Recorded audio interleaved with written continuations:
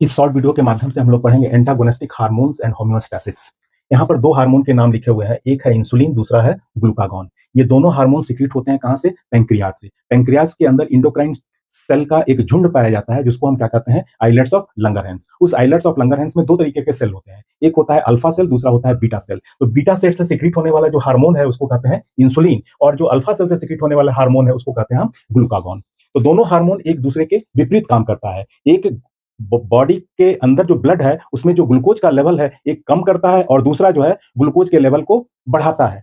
तो जो बढ़ाने वाला हार्मोन है उसको हम कहते हैं ग्लूकागॉन, और जो बॉडी के अंदर कम करता है ग्लूकोज के लेवल को उसको हम कहते हैं इंसुलिन।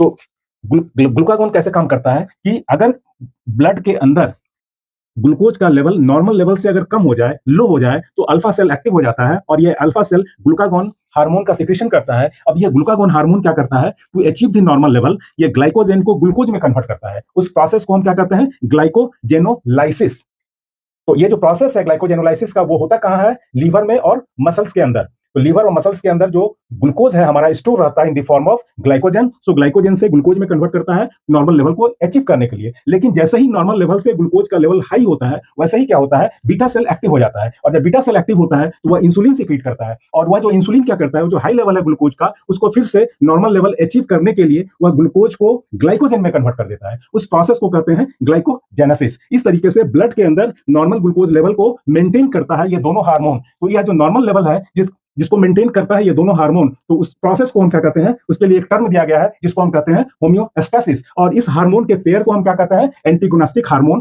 पेयर। Thank you.